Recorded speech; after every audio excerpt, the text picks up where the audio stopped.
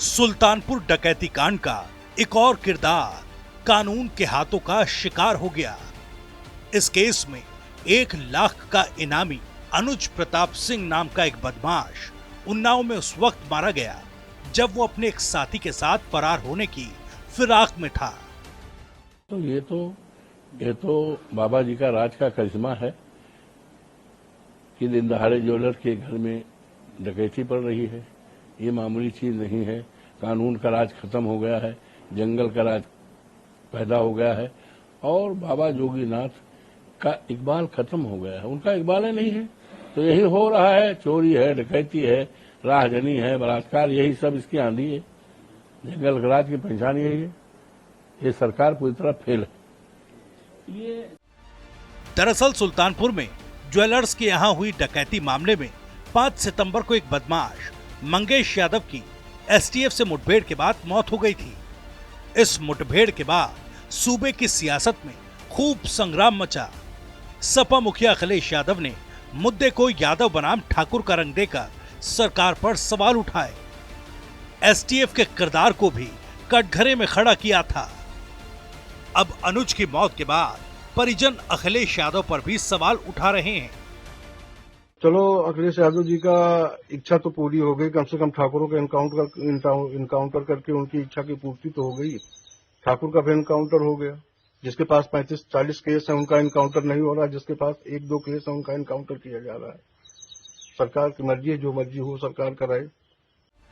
सरकार और एसटीएफ पर ठाकुर फोर्स से लेकर ठोको फोर्स तरीके सवाल कर चुके अखिलेश यादव ने अब सुल्तानपुर में भी अनुज सिंह के एनकाउंटर पर भी सवाल खड़े कर दिए। अखिलेश यादव का तंज है कि सबसे कमजोर लोग एनकाउंटर को अपनी शक्ति मानते हैं। किसी का भी फर्जी एनकाउंटर नाइंसाफी है। हिंसा और रक्त से उत्तर प्रदेश की छवि को धूमिल करना उत्तर प्रदेश के भविष्य के विरुद्ध एक बड़ा षड्यंत्र है। आज के सत्ताधारी जानते हैं कि वो भविष्य में फिर कभी वापस नहीं चुने जाएंगे। इसलिए वो जाते जाते उत्तर प्रदेश में ऐसे हालात पैदा कर देना चाहते हैं कि उत्तर प्रदेश में कोई प्रवेश निवेश ही न करे। उत्तर प्रदेश की जागरूक जनता ने जिस तरह लोकसभा चुनाव में बीजेपी को हराया, भाजपाई उसी का बदला ले रहे हैं।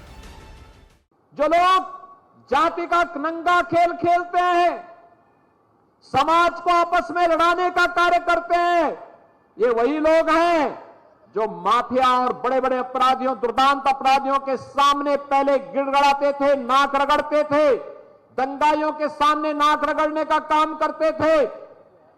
आज जब प्रदेश विकास की एक नई धारा के साथ आगे बढ़ रहा है, एक नई पहचान के साथ आगे बढ़ रहा है, तो उन्हें विकास अच्छा कैसे लग सकता है। यादव बनाम ठाकुर वाले आंकड़ों के जरिए सरकार को घेर रहे अखिलेश यादव के लिए नया संकट खड़ा हो गया है। सरकार के साथ साथ सहयोगी दलों ने भी जमकर निशाना साधा है।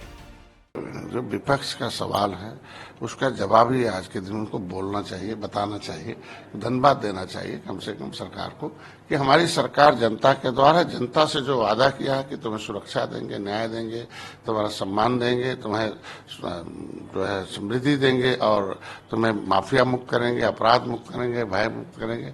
इस तरीके से आज हमारी सरकार जीरो टॉलरेंस पर काम कर रही है। चूंकि जातिवाद को मुद्दा बनाया है अखिलेश जी ने। अपराधियों की कोई जाति नहीं होती है। अगर वो जाति की बात करते हैं, अपनी जाति की बात करते हैं, तो 67 मुसलमान अपराधी मारे गए, 20 ब्राह्मण, 18 ठाकुर, 17 जाट गुजर मारे गए, 24 अति पिछड़ा मारा गया और 26 अन्य इनकाउंटर में मारे गए, जो सब अपराधी प्रवृत्ति के थे। इनके विषय में भी अखिलेश जी को बोलना चाहिए था, लेकिन वो तो बोल नहीं रहे हैं। अब जैसा आप बता रहे हैं कि अब दूसरा एक ठाकुर मारा गया है, अब इस पे देखिए उनकी बयान क्या आते हैं कि ये तो गलत हो गया कि सही हुआ है। अब तो वही बता सकते हैं चूंकि उसके वो मास्टर हैं। बहरहाल अपराध से इतर जातीय जंग का अध्याय बने सुल्तानपुर कांड में यादव के बाद अब ठाकुर आरोपी का एनकाउंटर हो गया। इस एनकाउंटर के बाद उत्तर प्रदेश के सियासी गलियारों में फिर से गदर शुरू हो चुका है। ऐसे में सवाल यही अब अनुज, पहले मंगेश। क्या सुल्तानपुर कांड पर बाकी है कोई और कलेश? क्या यादव बनाम ठाकुर पर फंस गए हैं अखिलेश?